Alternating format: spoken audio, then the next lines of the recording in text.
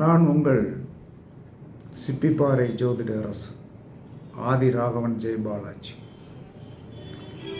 சனி சாபம் பெற்ற நட்சத்திர நபர்.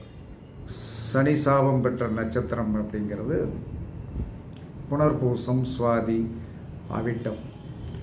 இந்த நட்சத்திர நபர்கள் தங்களுடைய பணப்பிரச்சனை தீர்வதற்கு இவர்கள் வழிபாடு பண்ண வேண்டிய திதி என்ன அப்படின்னா,